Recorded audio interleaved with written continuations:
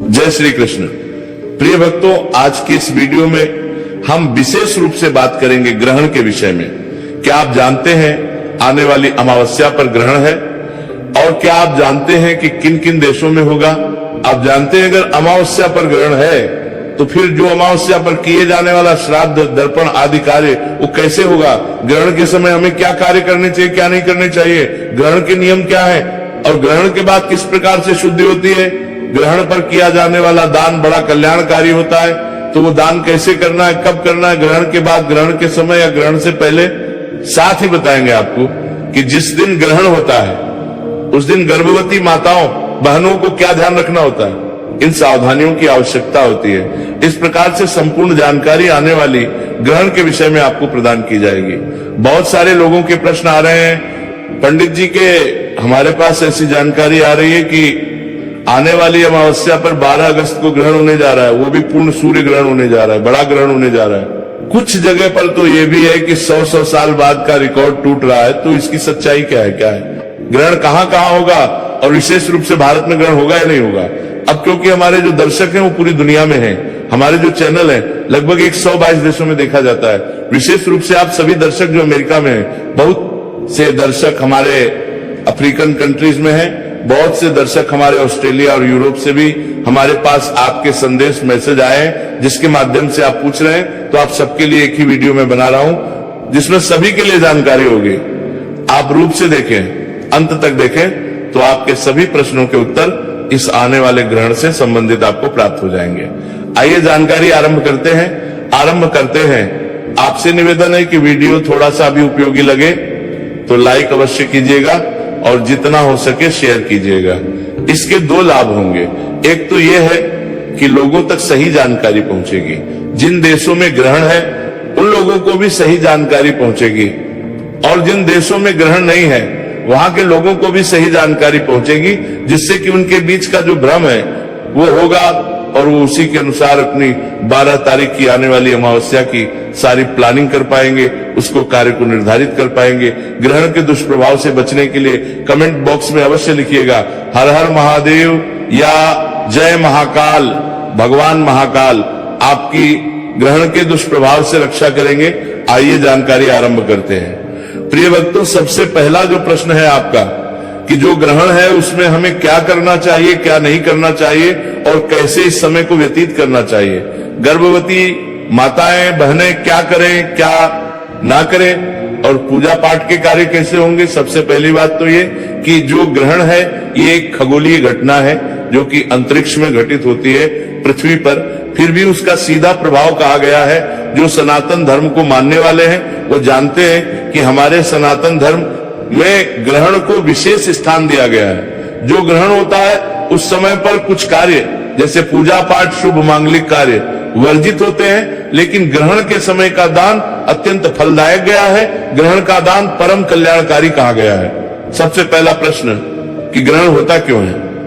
ग्रहण के विषय में जो वैज्ञानिक दृष्टिकोण है मैं उसका सदा समर्थक रहा हूं। तो विज्ञान ये कहता है कि सूर्य अपनी दूरी पर है और पृथ्वी उसके चारों ओर चक्कर लगाती है, वहीं चंद्रमा पृथ्वी के चारों ओर चक्कर लगाता है। इस प्रकार से जब घूमते घूमते सूर्य और पृथ्वी के बीच में चंद्रमा आ जाता है तो उससे सूर्य प्रकाश पृथ्वी पर आना बंद हो जाता है।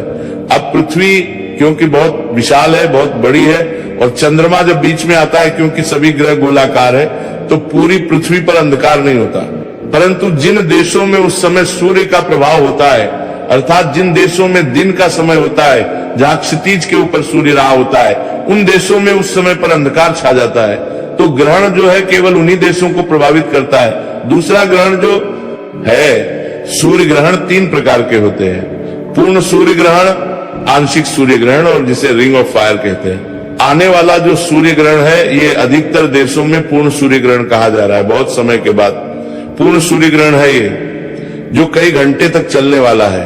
पूर्ण सूर्य ग्रहण तब होता है जब चंद्रमा पृथ्वी और सूर्य के बीच में इस प्रकार से आ जाए कि वहां सूर्य के प्रकाश को पूर्ण रूप से पृथ्वी पर आने से रोक दे, तो उसको पूर्ण सूर्य ग्रहण कहते हैं। वही जब चंद्रमा इस प्रकार से आता है सूर्य और पृथ्वी के बीच में, जिससे कि सूर्य का कुछ हिस्सा जो है चंद्रमा से ढक जाता है, और कुछ दिखाई देता रहता है, तो इसे हम आंशिक सूर्य ग्रहण कहते हैं। और तीसरी अवस्था होती है वलयाकार सूर्य ग्रहण की। जब चंद्रमा सूर्य के सामने इस प्रकार से आता है कि जो सूर्य का ऊपर का गोलाकार आकार है वो चमकता हुआ दिखाई देता है और उसके बीच में केंद्र में एकदम काला अंधकार चंद्रमा का होता है, इसलिए एक वो रिंग के रूप में दिखाई देता है, एक झल्ले के रूप में दिखाई देता है। इसको इंग्लिश में है रिंग ऑफ फायर और हिंदी में कहते हैं सूर्य ग्रहण। ये तीन अवस्थाएं हैं। सूर्य ग्रहण की अगर आध्यात्मिक दृष्टिकोण की बात करें या जो दंत कथाएं हैं उनकी बात करें तो आपने सुनी होंगी। वो दंत कथाएं ऐसा है कि जब राहु सूर्य देव को ग्रस लेता है उस समय को सूर्य ग्रहण कहा जाता है। अब आप कहेंगे जी राहु कैसे ग्रस लेता है? वैज्ञानिक दृष्टिकोण अलग, आध्यात्मिक दृष्टिकोण अलग। ऐसा नहीं है। जब आप ज्योतिष शास्त्र को देखेंगे ना तो उससे आप जान पाएंगे कि राहु जो ग्रह है ना उसका इस समय पर सूर्य पर जो प्रभाव होता है वो उसी प्रकार का होता है जैसे कि वो उसका ग्रास बना रहा हो, इसीलिए इसको ग्रसना कहते हैं। अब कथाओं में क्या बना दिया गया कि सूर्य को जो है राहु निगल लेता है और इसीलिए वो सूर्य ग्रहण हो जाता है। वो कथा के रूप में समझाने का प्रयास किया गया। अन्यथा ऐसा नहीं है कि हमारे वेद पुराणों में या शास्त्र में कुछ अनुचित जानकारी है। हम भी व्यापक दृष्टिकोण को रखते हैं, वैज्ञानिक दृष्टिकोण को ही रखते हैं। तो उस समय पर राहु का जो प्रभाव है सूर्य के ऊपर वो इस प्रकार का होता है ग्रह के रूप में, इसीलिए उसको ग्रसना कहा गया है। ये बात हुई कि ग्रहण होता क्यों है। जानकारी है कि ग्रहण के समय हमें करना चाहिए क्या क्या क्या सावधानियां रखनी है, किन किन नियमों का पालन करना है। तो सबसे पहली जानकारी कि प्रिय भक्तों, जब ग्रहण शुरू होने वाला होता है उससे पहले लगता है ग्रहण का सूतक। जब सूर्य ग्रहण होता है तो उसका सूतक 12 घंटे पहले मान्य होता है। अर्थात जितने बजे से सूर्य ग्रहण आरंभ हो रहा है उससे 12 घंटे पहले उसका सूतक शुरू हो जाता है। और सूतक शुरू होने से पहले मनुष्य को बहुत सारे कार्य समाप्त कर लेने होते हैं। कौन कौन से कार्य? पूजा पाठ करनी है तो सूतक लगने से पहले ही कर लीजिए। भगवान को भोग प्रसाद लगाना है, सूतक से पहले कर लीजिए। जो भी पूजा पाठ के कार्य हैं वो सूतक शुरू होने से पहले ही होंगे। जहां सूतक लग गया उसके बाद कोई पूजा पाठ नहीं होगी। सूतक लगने से पहले ही आप पूजा पाठ करके अपना भोग प्रसाद लगा के भगवान को मंदिर के पर्दे बंद कर दीजिएगा। ये पहला कार्य है जो आपको अवश्य ध्यान रखना है कि सूतक से पहले ही आपने अपना मंदिर बंद कर देना है। घर में मंदिर है उसके भी पर्दे कर देने हैं। मंदिर को छूना नहीं है सूतक के समय पर। दूसरा, जो घर में आप लोग रहते हैं तो घर की सुरक्षा के लिए, ग्रहण के दुष्प्रभाव से बचाने के लिए क्या करना चाहिए? आपके घर में जितनी भी खाद्य सामग्री है, खाने पीने की वस्तुएं हैं, चाहे वो आटे का ड्रम होगा, चाय, चीनी, चावल, दाल के इन सब के डब्बे होंगे या ड्रम होंगे, जैसे भी आप इन सबको रखते हैं, उन सभी में कुशा डाल दीजिएगा। कुशा एक प्रकार की घास होती है जिसमें बड़े ही गुण भी है और इसे पूजा पाठ के लिए बड़ा दिव्य माना जाता है। इसमें इस प्रकार के गुण कहे गए कि जहां ये विद्यमान रहती है वहां से नकारात्मक ऊर्जा समाप्त हो जाती है। तो मैं आपको वैज्ञानिक दृष्टिकोण से बता रहा हूं, ऊर्जा का प्रभाव जब ग्रहण होता है ना तो पृथ्वी पर नेगेटिव एनर्जी का प्रभाव होने लगता है। नकारात्मक ऊर्जा बढ़ जाती है और सकारात्मक ऊर्जा घट जाती है। नकारात्मक ऊर्जा उत्पन्न होने से अनेकों प्रकार की बीमारियां होने की संभावनाएं होती है, अनेक की दुर्घटनाएं घटित होने की संभावनाएं होती है, क्योंकि नकारात्मक ऊर्जा जो है वो नेगेटिविटी को ही फैलाती है। इसीलिए ये जो घास है, कुशा घास, ये नेगेटिव एनर्जी को नष्ट करती है। दूसरा, ग्रहण के समय के जितने भी दुष्प्रभाव होते हैं उनको ये सोख लेती है। जब पृथ्वी पर सूर्य का प्रकाश नहीं आता तो उस समय पर हानिकारक जीवाणु उत्पन्न होता है जो अत्यंत ही सूक्ष्म हो सकता है। उसका किसी प्रकार का दुष्प्रभाव आपके घर में ना रहे, आपके खाने की वस्तुओं विषैला ना कर दे, क्योंकि जो अति सूक्ष्म जीवाणु है वो आपके खाने पीने की वस्तुओं को अगर प्रभावित करेगा तो वो विषैली हो सकती है, जिससे कि आपको अनेकों प्रकार की परेशानी उसको खाने से हो सकती है। ये कुशा घास उससे एक प्रकार से रक्षा करती है ऐसी मान्यता है। इसीलिए इस कुशा घास को सभी खाद्य सामग्री में डाल देना चाहिए सूतक शुरू होने से पहले। यहां तक कि पानी की जो आपकी टंकी है ना उसमें भी कुशा घास डाल दीजिए। अब आप कहेंगे पंडित जी कुशा घास तो हमारे यहाँ नहीं मिलती, जिनके यहाँ नहीं मिलती, ऐसी अवस्था में काले तिल आपके यहाँ मिलते होंगे। काले तिल लीजिए और थोड़े थोड़े काले तिल इन सब चीजों में डाल दीजिएगा।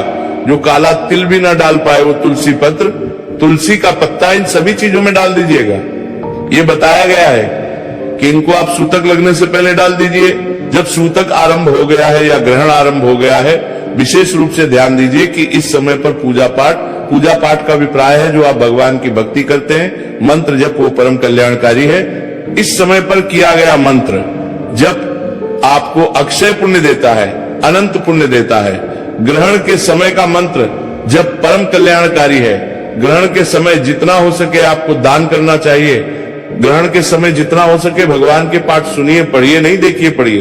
पढ़ने की मनाही इसलिए कि जब ग्रहण चल रहा होता है या सूतक लग गया होता है तो मनुष्य का ये जो शरीर है ना, ये अशुद्ध हो चुका है, अशुद्ध हो चुका है। आपकी जो जीवात्मा है वो कभी अशुद्ध नहीं होती, वो सदा पवित्र रहती है।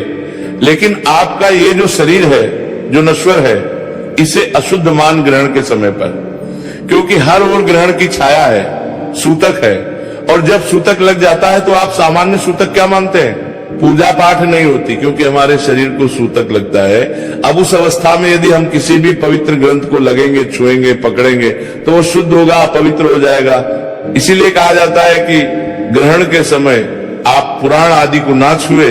आज के समय में तो आपके पास पूरा का पूरा भंडार है कि आप इंटरनेट के माध्यम से जितना हो सके पाठ सुनिए। आप चाहे उस समय पर भिन्न भिन्न कथाएं सुन सकते हैं, भगवान के स्तोत्र सुन सकते हैं, सहस्त्र नाम सुन सकते हैं, ये सब कल्याणकारी है। इसी प्रकार से आपको ये समय व्यतीत करना चाहिए, इसी प्रकार से भक्ति करनी चाहिए। जो माला जपते हैं आप इस समय पर ना, ग्रहण के बाद में आपको उस माला का भी शुद्धिकरण करना होता है, क्योंकि आपने सूतक के समय उसको छुआ है। इसीलिए उसको गंगा जल से धोना चाहिए। जो आज जिस कपड़े में वो रखी होती है, गुप्ती जिसे हम कहते हैं, तो उसे भी आपको धोना चाहिए। जिस आसन पे बैठ के आपने मंत्र जप किया है, उस आसन का भी शुद्धिकरण धोना आवश्यक हो जाता है। ग्रहण के समय आप जिन जिन वस्तुओं को छुएंगे वो सभी वस्तुएं धोई जानी चाहिए। नियम